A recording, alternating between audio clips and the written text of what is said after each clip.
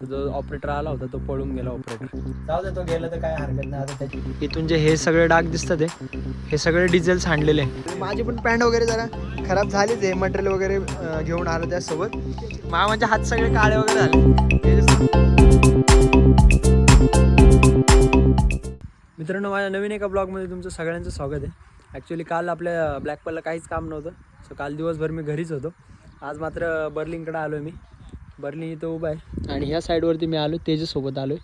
थोडंफार इकडं काहीतरी किरकोळ काम आहे, सो तेच मला करायचं आहे. हे दगड वगैरे सगळे गोळा करायचे. आणि आपला जो 2-3 दिवसापूर्वी जो ऑपरेटर आला होता तो काल रात्री आम्ही सगळेजण घरी होतो आणि रात्री आवीचा कॉल आला की ऑपरेटर नाही आहे रूमवरती. तर आम्ही सगळे चौकशी केली, तर जो ऑपरेटर आला होता तो पळून गेला ऑपरेटर. तर त्यामुळं आता नवीन ऑपरेटर परत बघायला लागणार आहे. सध्या तरी आता मी आलो साईटवरती आणि आता मशीनचं थोडंसं मेंटेनन्स वगैरे करायचं आणि त्याच्यानंतर थोडंफार जे काम आहे ते चालू करायचं आहे. ऑपरेटर कशामुळे गेला आता काय माहीत नाही.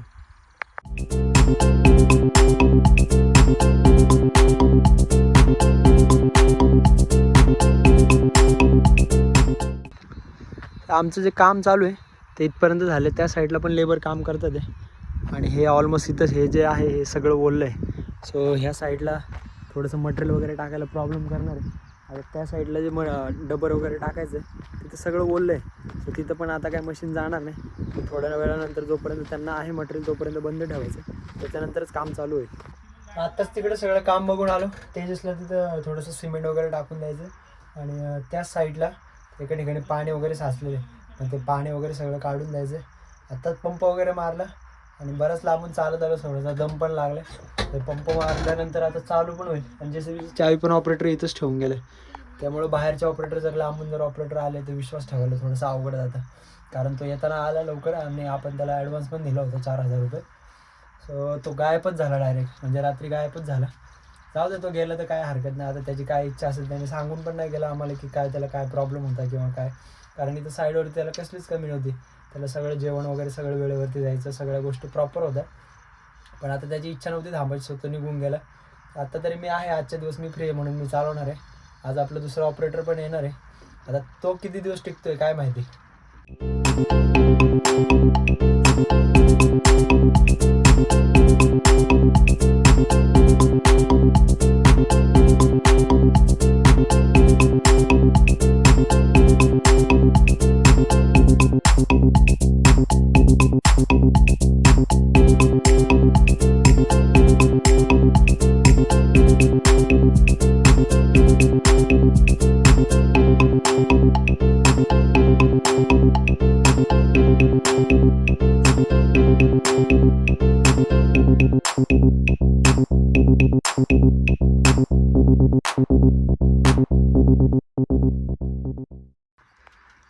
तर इथं आपल्याला सिमेंट वगैरे टाकायचं होतं. सिमेंट वगैरे टाकून दिलं आणि या ठिकाणी थोडंसं पाणी वगैरे साचलेलं आहे. सो ते पाणी वगैरे काढून द्यायचं आहे आता. आणि नवीन ऑपरेटर पण येतं, आपलं फिक्स झालं. नवीन ऑपरेटर आता थोड्या वेळात येईल, कारण जवळच येते, इथले नारायणगावमधले येते. तर ऑपरेटर येतील.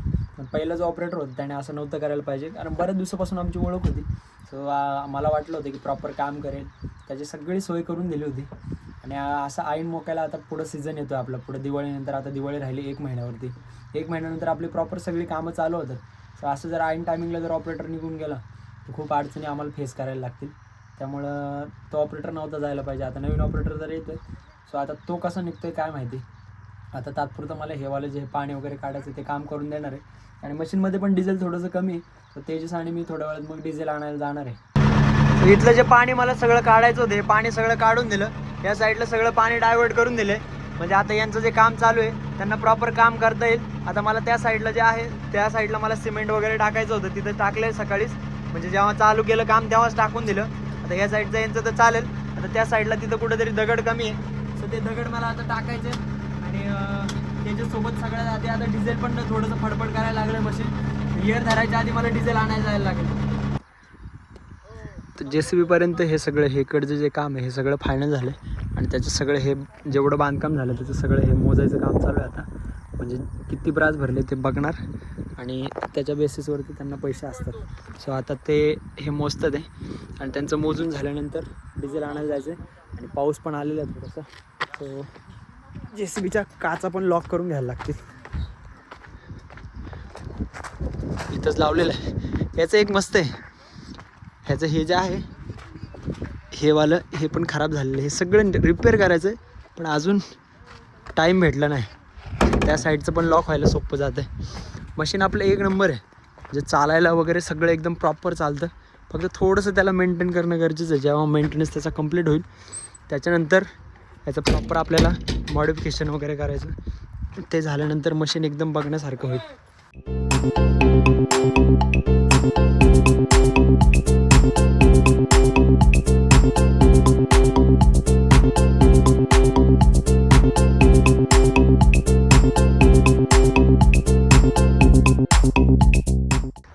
सो इथे जे सकाळी लेबर काम करत होते त्यांचं सगळं काम बंद आहे आज पावसामुळं, आणि त्याच्यामुळं आज JCBला पण काम नाही. सो आम्हाला डिझेल आणायचं होतं. सो डिझेल काय आणायला गेलो नाही. सो आपला जो दुसरा डंपर आहे तो ब्रेकडाऊन झालेला आहे. त्यासाठी याच्यातले पाणी वगैरे सगळं घेऊन चाललो आहे. आता बराच लांब आहे, सो जायला पण आम्हाला भरपूर वेळ लागणार आहे. आता तेजस आणि मी चाललो आहे. आता आम्ही तो डंपरचा जो पाईप फुटला तो पाईप आणायला आलो, आणि हा वाला पाईप आहे डिझेलचा फिल्टरचा जो असतो तो वाला पाईप आहे. सो हा पाईप घेतला आहे आणि आता आम्हाला त्या डंपरकडे जायचं आहे. तर त्यासाठी जे लागतं मटेरियल नटं वगैरे सगळं घेतलं. आता त्या डंपरकडे जाऊन हे खोलून परत बसून घ्यायचं आहे. डिझेल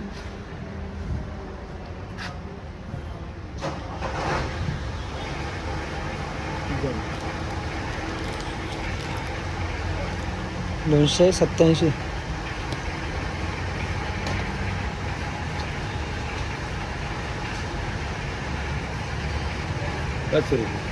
कितीला आहे त्यांची नट? 100 रुपयाला एक. मग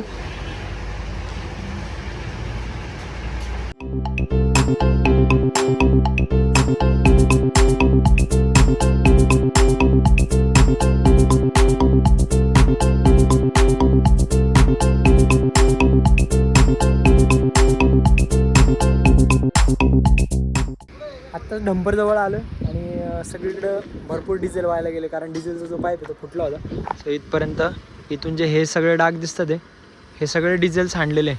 तर मामांनी असं केलं की त्या साईडनी म्हणजे त्या साईडला जागा नव्हती. सो ह्या साईडला इकडच्या साईडला डंपर लावला आणि पाईप वगैरे घेऊन आला. पाठीमागच्या साईडला मस्त झेंडूंच्या फुलांची बाग वगैरे. सो आता मामा चेंज करतील. इकडून इकडून चासवर आलते का? किती आहे तो? अख्खं होता ना गाडी डायरेक्ट. नाही म्हणते पाहणं तर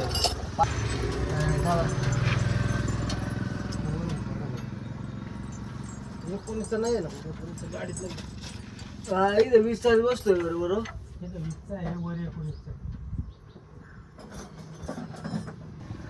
आम्ही जो पाईप आणलाय त्याचं हेवा हेवा याच्यामध्ये जो नट बसतो तो नट आहे ना प्रॉपर याच्यामध्ये जात नाही. हा जो जुनावाला पाईप आहे हिट झाले का दाखव. हा वाला इथं लिकेज झालाय.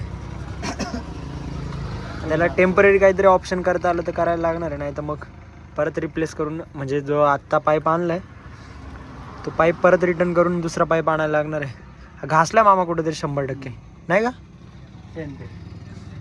हा कुठेतरी घासला फॅनला वगैरे म्हणून हे झालं लिकेज झालं.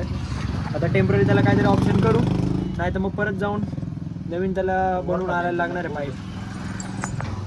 डंपर रस्त्याच्या एकदम रॉंग साईडला ब्रेकडाऊन झालं आहे. सो एक छोटीशी काठी घेतो ही आणि त्याला पुढं लावून देतो. आता हे का लावतात तसं बाहेर देशामध्ये जर हे असलं तर तिथं जे रिफ्लेक्टर असतात ते लावतात. आम्ही सध्या तरी हे लावतो आहे, याने काम चालून जाईल. म्हणजे जे येणारे जाणारे गाड्या आहेत त्यांच्या लक्षात येईल की आपला डंपर ब्रेकडाऊन झाला आहे. सो इथं लावून देतो. आता आम्ही परत चाललो तिकडं.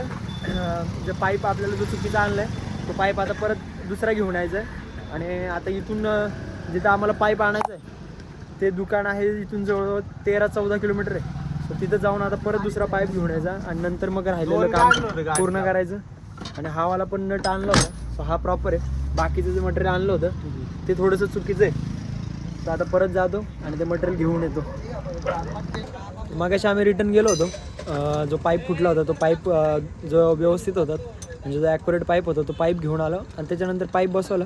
खाली ते जस्ट त्याचे नट वगैरे फिट करतो आणि वरती आता मामा इयर काढायचं काम करत होते. इयर काढल्यानंतर हा डंपर आता चालू होईल आणि पाईप पण व्यवस्थित बसलेलं आहे. सो हा हे टूल बॉक्स आम्ही आणलं होतं येताना, याची बरंच मदत झाली आम्हाला. तर आता फक्त इयर काढायचं बाकी आहे आणि इयर काढल्यानंतर डंपर प्रॉपर चालू होईल. झाला चालू.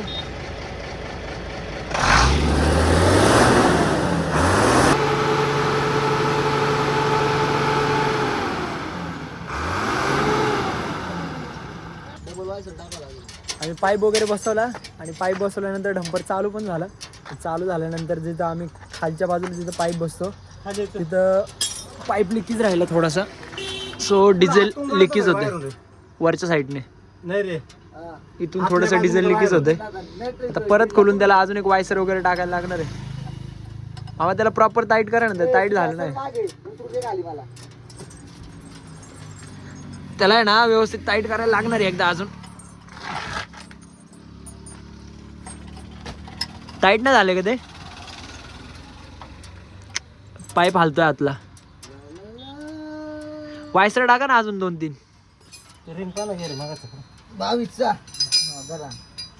फायनली आमचा डंपर पण व्यवस्थित झालाय. मामाचे हात सगळे काळे वगैरे झाले, तेजस पण पूर्ण भरलाय. फक्त मीच आतमध्ये नाही गेलो कारण मी चांगले कपडे घातले होते. माझी पण पॅन्ट वगैरे जरा खराब झालीच आहे, मटेरियल वगैरे घेऊन आलो त्यासोबत. पण आता डंपर एकदम प्रॉपर चालू झालाय आणि आता इथून थोडंसं चहा वगैरे घ्यायचा. आता बराच वेळ झाले, दमलोय आम्ही सगळेजण. चहा वगैरे घेणार. मी कशाला चहा पाजू? अरे पैशावाला तू आहे का मी आहे? आता सगळेजण हात वगैरे साफ करतील. हा आवीचा पाण्याचं सगळं टूल बॉक्स आहे, सो तो पण घेऊन जायला लागणार घरी. आणि एखाद्या वेळेस आवी पण येईल. आवीचं काम पण इथं जवळ चालू आहे, सो आवी पण येईल. मामाला ही गाडी घेऊन खडीची ट्रिप करायची होती, पण आता जवळजवळ 6-6:30 वाजले. तर आता काही खडीची ट्रिप भरून भेटणार नाही त्यांना. मग आम्ही ही डंपर तिथं जे क्रशर आहे तिथंच लावणार आहे. आणि मामा पण इथं जवळच राहतात. मी आणि तेजस मामांना घरी सोडणार. आवी आला तर मग आवीकडे टूल बॉक्स जायचं. आणि उद्या मग सकाळी मामा इथं जवळ राहतात, तर मामा डायरेक्ट इथं गाडीजवळ येऊन ही गाडी भरून मग जिथं आपल्या साईडवरती खाली करायचं तिथं खाली करते. तर आता डंपर तरी इथंच राहणार आहे. मामांना फक्त घरी सोडायचं आहे त्यांच्या. तर आत्ताच नाश्ता वगैरे झाला आणि नाश्ता करून आल्यानंतर मामा पुढे गाडी घेऊन आले होते. तर आत्ता आलो आहे आम्ही जिथं आपण गाडी वगैरे भरतो क्रशरला, तर तिथं आलो आहे मी. एवढा मोठा क्रशर आहे, हे सगळं डोंगर वगैरे पोखरलेलं आहे इथं सगळे. हे इथून खडी क्रशंड वगैरे सगळं तयार होते. बरेचसे इक्विपमेंट आहेत इथं. सो आत्ता आम्ही मामांना घरी सोडणार आहे त्यांच्या.